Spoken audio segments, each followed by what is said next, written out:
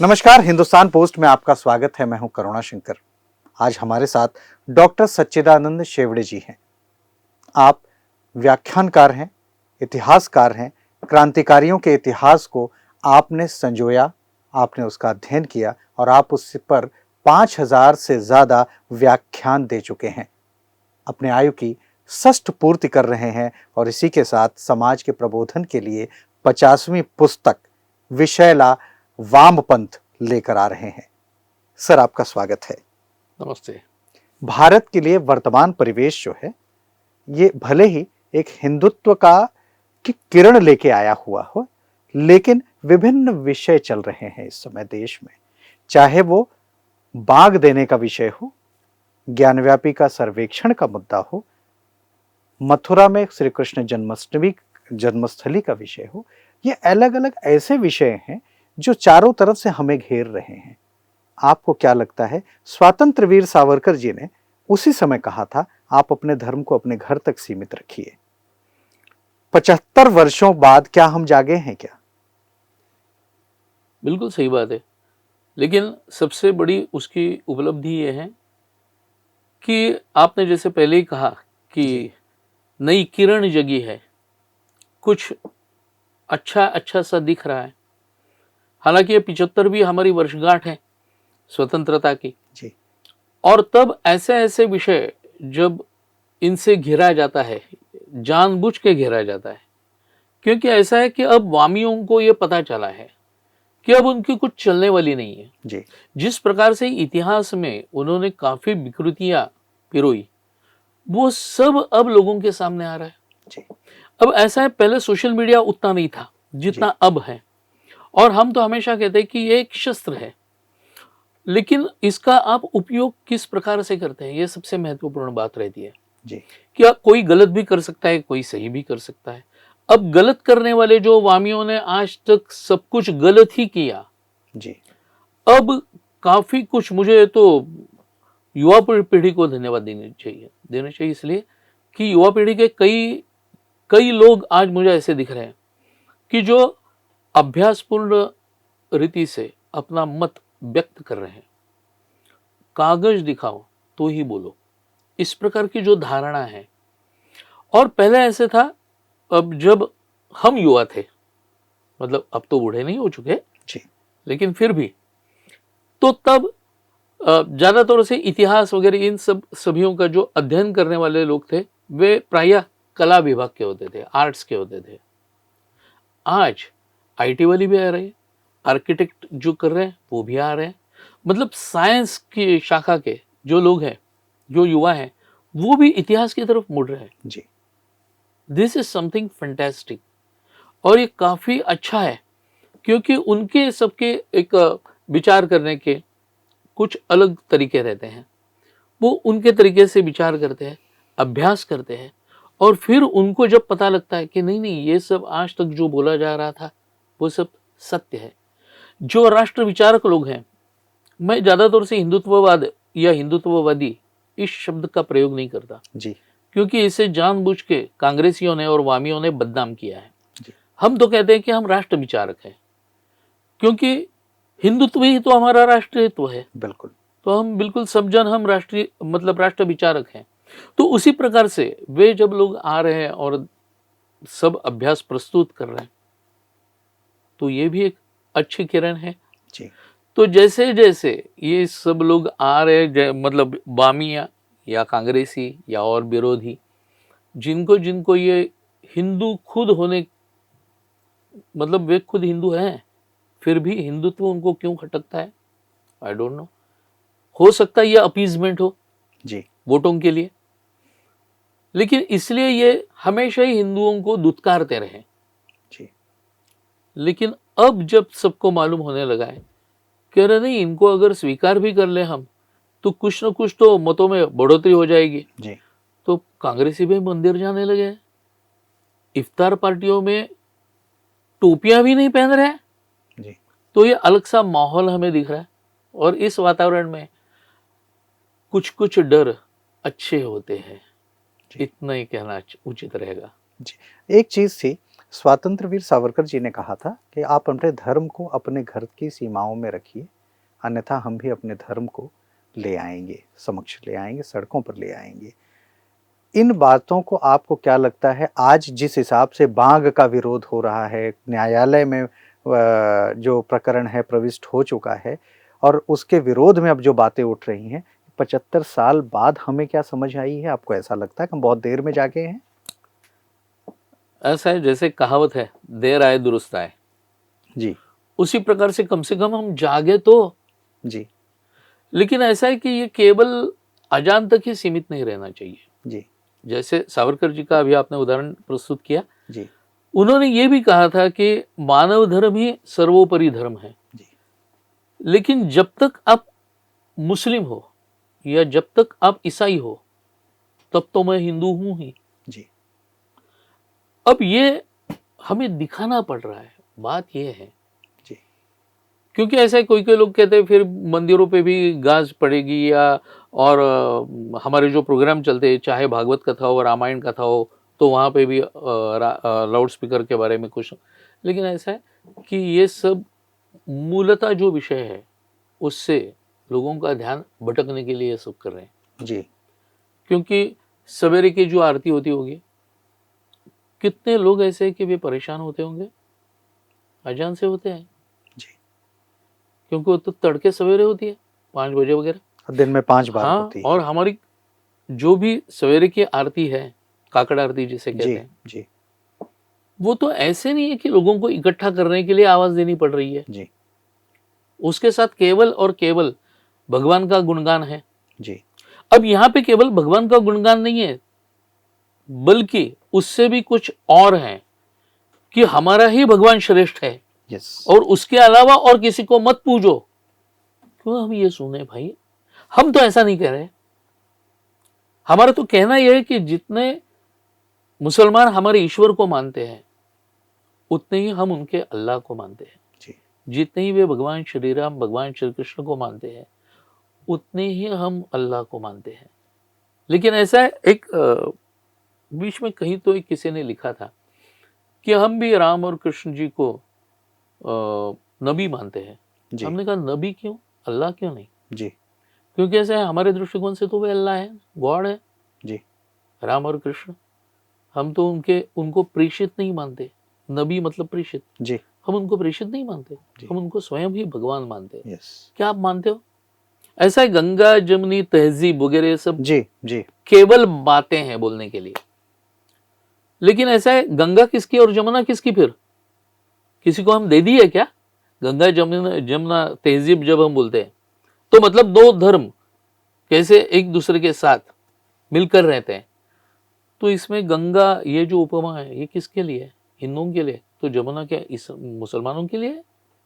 क्या वो हमारी नहीं है? तो ये केवल बोला जाता है। अब कल परसों की आपने घटना देखी होगी, जो एक दलित लड़के को उसने किसी मुस्लिम लड़की के साथ शादी की, जी तो उसको मार डाला रास्ते में ही घेर के। कर्नाटक की जी शायद वो। जी जी तो बात यह है कि अब हमारे जो सेक्युलरिस्ट है, वे सब चुप क्यों है? उनकी चुप्पी मेरे समझ में नहीं आती। तो इनको, अगर ये सेक्युलरिस्ट सही में है, तो इनको बाहर निकलना चाहिए, बोलना चाहिए। लेकिन वे पहले देखते हैं कि इसका धर्म क्या है, उसके बाद में ही वे बोलते हैं। तो ये जो दोगलापन है इनका, इसलिए अब तो कम से कम इनको, इनके अकल ठिकाने आ जानी चाहिए जी कि इस दोगलापन की वजह से हम ही काफी पीछे जा रहे हैं। जी लेकिन पहले जैसा इनको लगता था कि जो हम कहते हैं वही इतिहास है, जी जो हम लोगों के समक्ष प्रस्तुत कर रहे हैं वही बातें सब बराबर हैं। जी या बाबरी के बारे में उन्होंने जी जो भी कुछ उच्च न्यायालय में कहा था, जी हालांकि उसकी थप्पड़ भी पड़ी, जी उसकी गूंज शायद हम जैसे लोगों को आज तक सुनाई दे रही है कि उच्च न्यायालय ने किस प्रकार से उनको थप्पड़ लताड़ा था। फिर भी अगर उनको अकल नहीं आती होगी, तो हम तो कहेंगे भगवान ही बचाए, क्योंकि हम भगवान को मानते हैं। जी एक चीज़ था सर कि काशी विश्वनाथ जी के घाट पर बैठे शहनाई बजाते हुए गंगा जमुनी तहजीब की बांग दी जाती थी। आज उसी पिछले 2 दिनों से सर्वेक्षण का कार्य चल रहा है ज्ञानवापी में, और तथाकथित जो उस समाज के लोग हैं, लाइन लगाए जाके कर रहे हैं। कल तो मस्जिद में जो अधिवक्ता आयुक्त हैं उनको प्रवेश भी नहीं दिया गया, आज भी विरोध चल रहा है। ऐसी परिस्थितियों में क्या लगता है कि गंगा जमुनी तहजीब एक दिखावा है? एक प्रकार से तो आपने मेरे मुंह की बात छीन ली जी। क्योंकि जिस प्रकार से ये कहा जाता है या ये लादा जाता है, वो भी केवल हिंदुओं पे ही लादा जाता है। अगर ये तहजीब है तो सबके लिए बराबर होनी चाहिए। जी। तो अगर न्यायालय का ही आदेश है तो उसका पालन तो होना ही चाहिए। जी। लेकिन वो होता नहीं है। उसके लिए काफी बड़ी मात्रा में, काफी बड़ी संख्या से लोग बाग इकट्ठे हो जाते हैं और उसका विरोध करते हैं। अब ऐसा है, ये देश तो सार्वभौम देश है। न्यायालय का आदेश भैया जितना आपको है उतना ही हम पे भी लागू है, वो हमें मानना चाहिए। हम तो बाध्य है उसके प्रति, हमारा लोकतंत्र बाध्य है। तो एक प्रकार से इस प्रकार से उसकी अवहेलना करना मतलब लोकतंत्र पे ही हमला नहीं है, सार्वभौमत्व इस पे भी ये हमला नहीं है। लेकिन इसके बारे में कोई बोलता ही नहीं। फिर वही है कि वामी भी चुप है, सो कॉल्ड सेक्युलरिस्ट भी चुप है, समाजवादी जो खुद को कहते हैं वे भी चुप्पी साधे हुए हैं। ये सब हम देख रहे हैं। भारत का जो धार्मिक आधार पर बंटवारा हुआ, दो देश बने भारत से निकलकर, उसके विषय में भी स्वतंत्र वीर सावरकर जी कई वर्षों पहले से चेतावनी देते रहे थे, लेकिन उस तरफ किसी ने देखा ही नहीं या उस पर विचार करने लायक शायद क्षमता रही हो, न रही हो, नज़रअंदाज किए हों, जो भी है वो स्थिति बनी रही। और उसकी परिणति ये है कि दो हमारे प्रखर विरोधी और देश बन गए धार्मिक आधार पर। इसके बाद भी हमारे साथ वही धार्मिक लोग आज हैं, उस धर्म के लोग। जो वर्तमान परिदृश्य जो बता रहा है हमें, क्या वो उस चेतावनी को फिर से दे रहा है कि हमें अपना स्टैंड बदलना होगा, जैसे एक देश एक कानून या ऐसे कदमों को उठाकर? एक देश एक कानून तो होना ही चाहिए। This is the most important thing. क्योंकि जब धर्म को आड़े लेते हुए, अब ऐसा है कि सामने वाला अगर कट्टरपंथ बनता जा रहा है, कट्टरपंथी बनता जा रहा है, तो स्वाभाविक रूप से जब क्रिया होती है तो प्रतिक्रिया होती ही है। जी। तो प्रतिक्रिया रूप से हम हिंदुओं के बारे में तो हम हमेशा ही देखते हैं कि जब कोई क्रिया होती है तब वे जाग जाते हैं और प्रतिक्रिया देते हैं। तो प्रतिक्रिया देना मतलब कुछ क्रिया इस प्रकार से करना, ये तो हिंदुओं का सहज स्वभाव नहीं है। जी। वे हमेशा प्रतिक्रियावादी रहे हैं। जी। तो हम इसे कट्टरपंथ नहीं कह सकते। कट्टरपंथ तो वो होता है जो तलवार हाथ में लेके अपने धर्म ग्रंथ फैलाव या प्रसार सभी जगह पे कर रहा था। ऐसा कभी हिंदुओं ने नहीं किया। आज भी जो पलायन हो रहा है, मालदा हो, पूर्णिया हो या कानपुर में भी, जी। अब तो सुनने में आ रहा है कि दिल्ली में भी कई जगह पे, जी। और वो धर्म के आधार पे हो रहा है। मतलब कुछ कट्टरतावादी, अब कट्टरतावादी, लेकिन ऐसा है कि सब जन ऐसे नहीं है। ये तो हम भी मानते हैं कि उनमें सब जन ऐसे नहीं है, लेकिन ऐसा है जो नहीं है वे इसके विरोध में कुछ अपनी प्रतिक्रिया जाहिर करते हैं। जिस प्रकार से आजाद मैदान में हुआ था मुंबई में, अमर जवान का स्मारक तोड़ा गया। अब उसका विरोध किसी मुस्लिम संगठन ने किया हो ऐसा मैंने तो नहीं सुना। या तो कहीं पे भी जो उग्रवादी घटनाएं वगैरह घटती है पूरे विश्व में भी, केवल हिंदुस्तान में मैं नहीं कह रहा हूं, पूरे विश्व में, उसके बारे में भी उसका विरोध कोई नहीं करता। स्वतंत्र वीर सावरकर जी के जो विचार थे जी, राष्ट्र को लेकर, जी, यदि आज उनको माना जाता तो भारत कैसा होता? राष्ट्र सर्वोपरि ये जब हम मानते हैं जी। तब जो आपके इसके पहले का जो सवाल था, प्रश्न था, वही उत्तर आ जाता कि सबके लिए बराबर का कानून हो जाता। जी। समान नागरिक कायदा जी। या कानून, किसी धर्म विशेष के लिए अलग कानून नहीं, सबके लिए बराबर कानून, और उसका पालन भी उसी प्रकार से होता। जी। ये तो होना चाहिए था बहुत पहले से ही, नहीं हुआ। हम तो कहते हैं कि अगर अब होगा तो भी ठीक है, कुछ तो किया आपने। और अगर कानून के सामने सब जन समान है तो सबको समान कानून ही होना चाहिए। जी। केवल आप एक ही बात पूरी करते हैं कि और कहते रहते हैं कि कानून के सामने सब जन समान है, तो सबके लिए समान कानून भी होना चाहिए। जी। यह अगर सावरकर जी होते तो होता, क्योंकि उनकी अवधारणा मनुष्य के प्रति थे, किसी समूह विशेष या धर्म विशेष इसके प्रति नहीं थी। तो हम तो हमेशा ही राष्ट्र सर्वोपरि ही कहते हैं, संविधान सर्वोपरि, यही कहते हैं। विश्व में भारत की छवि क्या होती? अब तो काफी अच्छी हो रही है, ये हम देख रहे हैं। जी। अभी G6 या G7 जो राष्ट्रों को हमारे प्रधानमंत्री मिले, जी। परसों की बात है, तब या अमेरिका में हम देह बोली देखते हैं। इसके पहले वाले जो भी हमारे नेतागण होते थे, उच्च पदस्थ राजनयिक, ये सब जब किसी विदेशी नेता से मिलते थे तब की उनकी देह बोली और आज के हमारे प्रधानमंत्री जी की देह बोली, क्या आपको फर्क नहीं महसूस होता? जी। काफी कुछ है। तो आज भारत की तरफ सब जन देख रहे एक सशक्त राष्ट्र के रूप में जी। उभरता हुआ। जी। जब पूरे विश्व के प्रमुख देशों के लोग यहाँ पे आते हैं मिलने के लिए हमारे प्रधानमंत्री जी को, जी। बहुत बड़ी बात है। सीक्रेट सर्विस के लोग आते हैं मिलने के लिए, तो ये भी बड़ी बात है। नहीं तो हमारे लोगों को वहां पे जाना पड़ता था उनके दरवाजे पे, आज ये सब भारत का दरवाजा खटखटाने लगे हैं, तो कुछ तो है। वैश्विक व्यवस्था में कुल मिलाकर भारत का मान बढ़ा है, आप ये कहना चाहते हैं? जी। लेकिन इन सभी चीज़ों के बावजूद अमेरिका जैसे देश आज खालिस्तान और वामपंथी विचारधारकाओं की धारणाओं की भूमि बनी हुई है, चाहे वो कनाडा हो, अमेरिका हो, इंग्लैंड हो, इवन ऑस्ट्रेलिया हो।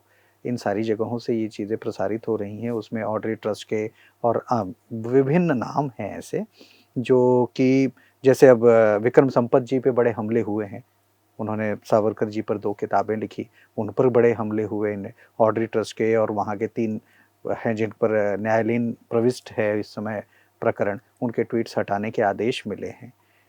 उसके बावजूद भी ये हमले हो ही रहे हैं। आपको क्या लगता है, देश के तार उन लोगों से जुड़े हुए हैं पूरे? देश के कई लोगों के तार तो जुड़े हुए हैं ही, जो हमारे यहाँ पे सो कॉल्ड इंटेलेक्चुअल्स हैं उनके तो ही। नहीं तो ऑड्री का औरंगजेब के प्रति इतना प्यार क्यों उमड़ आ रहा है? जो आदमी उनको दिखाता है आईना, और जो कुछ सच्चाई क्या है, ये मूल जो हमें ये मिलते उसके प्रमाण मिलते हैं, वो अगर प्रमाण उनको दिखा दिए तो वो हमेशा उसको ट्विटर से हटा देती है, ये ब्लॉक कर देती है वो जी। क्यों? क्योंकि वो तो वामी है ही, और वामपंथियों का सबसे बड़ा गढ़ हम समझते थे रूस है। हमारा मानना तो ऐसा नहीं है। ये हमारी जो किताब है जी, ये डॉक्टर राजीव मिश्र जी ने लिखी है, विषैला वामपंथ जी, जिसका डाबी विषवल्ली इस नाम से हमने अनुवाद किया है जी। इसमें तो उन्होंने ये सब दिखा दिया है कि वामियों का सबसे बड़ा गढ़ अब अमेरिका है। लोगों का ऐसा लगता है कि नहीं नहीं वो तो राइटिस्ट है। अब ऐसा है कि दुनिया में राइटिस्ट किसे कहा जाता है और लेफ्टिस्ट किसे कहा जाता है, ये हमारे यहाँ पे मालूम ही नहीं है लोगों को जी। ठीक तरह से। तो इसलिए हमारे यहाँ के जो राइटिस्ट है, मतलब उनको राइटिस्ट कौन कह रहे हैं? लेफ्टिस्ट कह रहे हैं, क्योंकि वे लेफ्टिस्ट हैं। जी। इसलिए वे हमारे यहाँ के राष्ट्र विचारकों को राइटिस्ट कहते हैं। जी। मेरा कहना यह है कि हम क्यों माने कि हम राइटिस्ट हैं? वो कहते हैं इसलिए, वो जो भी कुछ हमें लेबल लगाते हैं हम तुरंत उसको स्वीकार क्यों करते हैं? दुनिया में जो राइटिस्ट है वो अलग है। भारत में ये जिसको राइटिस्ट कहते हैं जिनको, वो ईश्वर के प्रति आस्था रखने वाले, जी। परंपरा के प्रति आस्था रखने वाले, हमारे पुराणों पे या हमारे धर्म ग्रंथों पे विश्वास रखने वालों के, उन सब के लिए ये राइटिस्ट कहते हैं। विश्व में ऐसा नहीं है। जी। विश्व में जो आक्रमणकारी है उसको राइटिस्ट कहा जाता है। अमेरिका राइटिस्ट है क्योंकि वो आक्रमणकारी हैं, जी पूंजीपति हैं, पूंजीपति को राइटिस्ट कहा जाता है। जी अब हमारे यहाँ ऐसा कौन है?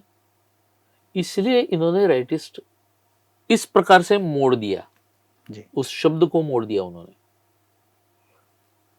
तो ये भेद हमें पहले ध्यान में लेना चाहिए, जी और इसलिए हम बार बार कहते हैं कि हमें राइटिस्ट मत कहिए, हिंदुत्ववादी मत कहिए, हम राष्ट्र विचारक हैं। राष्ट्र जी राष्ट्र के जो हित में है वही हम बोलते हैं, वही हम लिखते हैं, वही हम अभ्यास करते हैं, और लोगों के समक्ष वही हम प्रस्तुत, या तो भाषण द्वारा या तो हमारे लिखने द्वारा हम प्रस्तुत करते हैं। जी।